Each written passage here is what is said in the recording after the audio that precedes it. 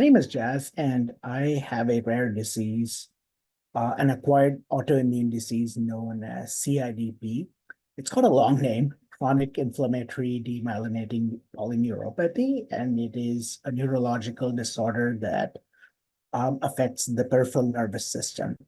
Um, and right now, I am a volunteer, a liaison on behalf of the GBS-CIDP Foundation, and that's one of the core aspects of my fledgling journey in this world of advocacy. Um, Coming to the topic of being queer, my experience, I would say, is fairly unusual in that I grew up in a, a very traditional and like a very orthodox country in the southern part of India. And growing up, topics around being queer or anything to do with LGBTQ topics, that was never discussed at all. This was something that I knew deep within, but I never really had the language or the social structure to help me explore this part of myself more. When I decided to come over to the United States for college, that was when I realized that being gay was a core part of my identity, and it took me several years to actually um, align myself with that worldview because growing up in India, that had basically made me significantly dissociated from core aspects of myself.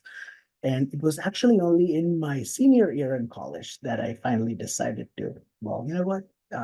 This is me, and I'm going to accept myself. And that was when I started this whole journey of exploration.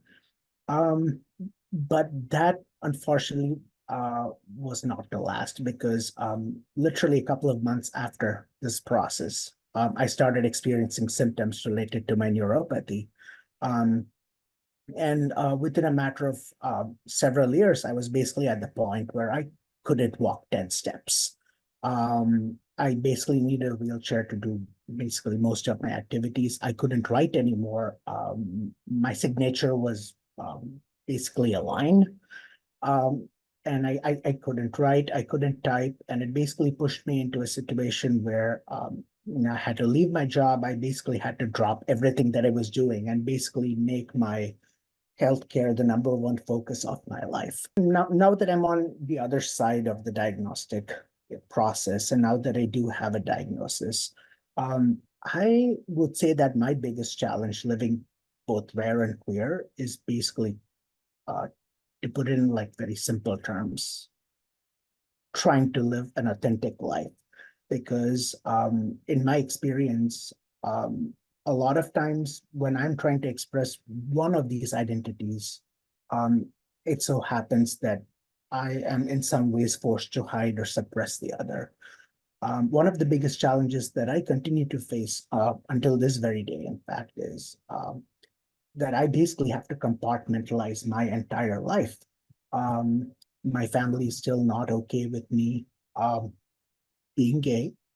It is still not accepted in India. And in fact, uh, revealing something like that to somebody in India scares me because the consequences can be quite severe.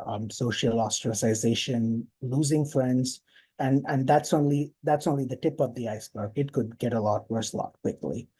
Um, my parents are still not accepting, and they still think it's a phase. No matter how many times I've tried to explain it to them.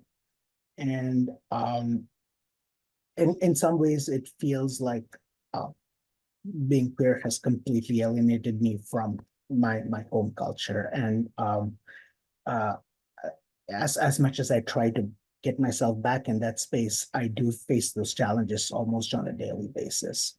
Um, and I would say the same thing goes with being rare, right? Um, One of the other things that I've experienced after having, basically been pushed to a point where I couldn't walk anymore and coming back from the brink is the amount, and especially as it concerns, with my family and my extended family. And the world that I know on the other side of the planet is very few people, in my experience, seem to understand how difficult it is to live with a rare disease on a day-to-day basis. Some mornings can be so incredibly difficult for me that it can sometimes take me 3 to 4 hours just to get up and get going. Just to make that one cup of coffee can take me 2 hours. And that is one place where I've experienced, for lack of a better word, ableism. Um, where a lot of times people have questioned the existence of my disease, the question the existence of my condition, and especially when that ties into the whole aspect of being queer. Um, Sometimes that leads to issues of legitimacy, issues of being believed, issues of being taken seriously. And those are all some of the other challenges that I continue to face on a daily basis. Um, Going forward, I guess this is one of the reasons why I've decided in a substantive way that a large part of my life needs to be focused on this intersection of rare and queer identities. Um, I would really I'm so happy that this event is happening because this is one of the very few places where these two aspects of my life have actually come together. Um, and I am hoping that we have many more of these events, and I hope there can be more of a space where we can discuss how these complex identities interact.